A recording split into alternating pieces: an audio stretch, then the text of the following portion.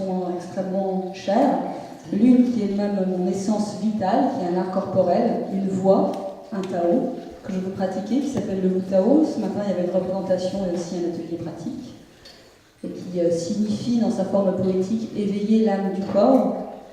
Donc mon choix et mon essence de vie aujourd'hui depuis plus de 20 ans, et ça sera jusqu'à mon dernier souffle, je m'y engage, je me réengage en plus devant vous, donc devant des témoins, à chaque fois que je le fais, ça m'aide. De pouvoir vibrer cette onde du Wu Tao, d'éveiller l'âme de mon corps, de ne jamais quitter mon âme. Et souvent je la quitte, parce que je pense que c'est moi qui la quitte, c'est pas elle.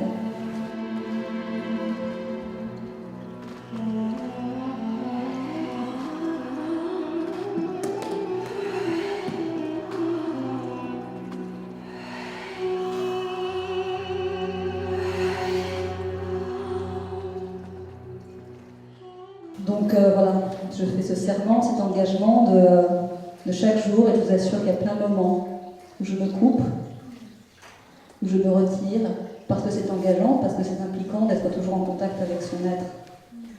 Donc je me suis engagée aussi à essayer de regarder toutes ces parties de moi.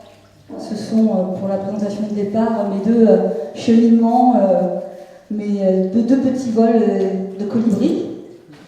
Car je n'ai jamais pensé œuvrer spécifiquement pour la paix. J'ai surtout essayé de faire quelque chose de moi.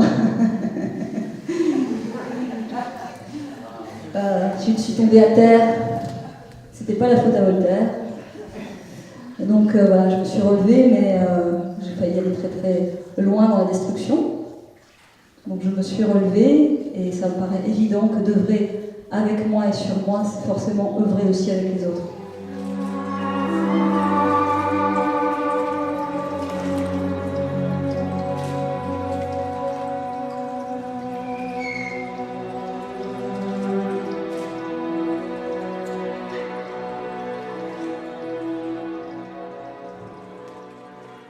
Moi, dans mon cheminement et ma voie qui s'appelle l'art de la transanalyse, c'est un cheminement qui nous amène à regarder, à plonger au cœur du cœur et dans la révélation de notre construction caractérielle.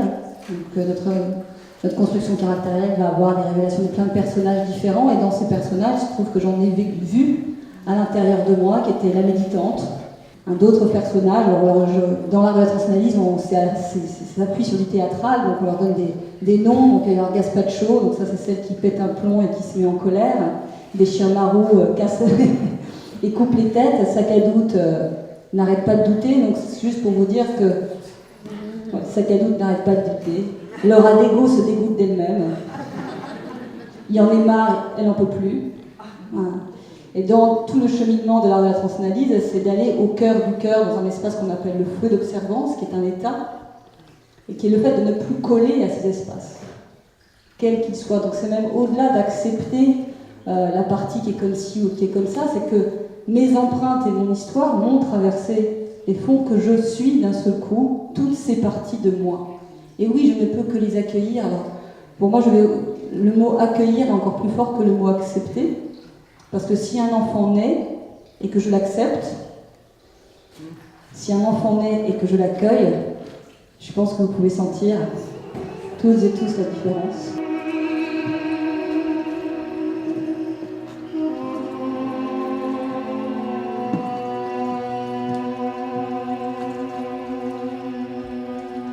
Lorsqu'à un moment donné, il y a des blessures qui sont extrêmement profondes et que la colère, le rugissement à l'intérieur gronde, il me paraît essentiel de pouvoir l'exprimer, et d'en l'exprimer dans un espace consacré. C'est de l'énergie, la colère. C'est de la force, ça n'est que de la vitalité. Si vous prenez la vitalité d'un enfant, il a envie de courir.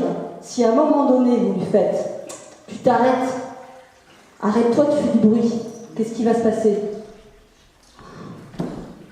Alors, il faut à un moment donné, c'est pour ça le cheminement intérieur, d'aller dans un espace qui va être consacré, où cette colère, elle va pouvoir être accueillie, elle va pouvoir être entendue. Parce que très souvent, qu'est-ce qu'on fait ?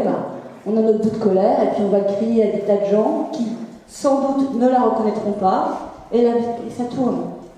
Et je reste attachée à ça. Donc à un moment donné, je vais dans un espace consacré, cette colère, elle se libère, et après je la dépose. Et pour moi, à ce moment-là, l'espace du pardon est vraiment là. Et ce qui se passe au niveau individuel se passe au niveau collectif. C'est sur comment arriver, aujourd'hui, quand je me regarde mon histoire et ma vie, et je me vois encore avoir des colères, je me vois encore avoir des haines, des frustrations que je n'ai pas déposées. Et je regarde ce monde, je me dis, mais comment c'est possible? Cette paix, comment elle est possible quand à l'intérieur de moi, j'arrive pas à déposer un truc d'une personne avec qui j'ai vécu des histoires, des choses, qui s'est passé un truc, un machin. Je n'ai pas à savoir poser ça et le déposer. C'est très compliqué. Alors je me dis, waouh. Alors je remercie tous ces gens qui, au niveau sociétal, des gouvernants, des dirigeants, vont faire des pardons collectifs, de demander pardon, parce que surtout ce dont on a besoin, c'est d'être entendu, que ça soit reconnu. Mais si un jour, quelqu'un, la personne qui vous a violé, il ne le reconnaîtra jamais ou elle ne le reconnaîtra jamais, comment je fais? Je pense qu'il est nécessaire que j'aille faire sortir ma parole, dans les cercles de parole, que je fasse sortir ma colère et ma haine à un moment donné si elle est là, et encore une fois avec des personnes qui vont pouvoir l'entendre, qui vont pouvoir l'écouter, et après c'est de mon libre arbitre, de ne pas y rester collé et attaché, et de la déposer, comme quelqu'un qui déposerait les armes. Moi c'est la mort de mon ex-compagne qui m'a fait à un moment donné déposer les armes. Mais elles se remettent très très vite en place, très très rapidement.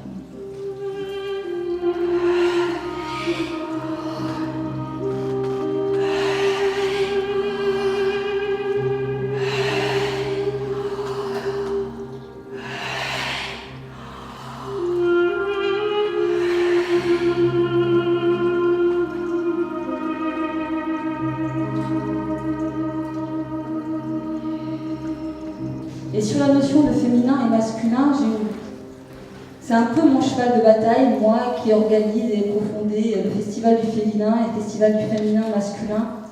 Je pense que ce que l'on associe aujourd'hui à la femme et au féminin, qui est de l'ordre de la vulnérabilité, de l'accueil, de la réceptivité, etc., ce n'est pas le monopole du féminin et de la femme. Je m'insurge contre ça. Je pense que oui, ce sont des valeurs, et ce sont des valeurs humaines, en fait. Ce sont des qualités. Ce qui fait qu'une personne transsexuelle, transgenre, homosexuelle, mais un homme qui soit efféminé dans sa tenue, une femme qui soit masculine dans sa tenue, etc., on n'aille pas lui coller des choses. Parce que, par exemple, une femme, là, va être plutôt avec un look masculin, et ben elle ne va pas avoir alors son... Mais que fais-tu de ton féminin, Delphine ? Que fais-tu de ta vulnérabilité parce que je porte un pantalon et que je porte une chemise à carreaux de bûcheronne? Ce que tu es et ta qualité d'humain et d'humanité et d'humanitude, voilà, faisons attention aux conditionnements et aux stéréotypes. C'est très facile de rentrer dans le stéréotype du bon, du gentil, du beau, etc. Méfions-nous. Je me dis à moi, vous avez bien compris.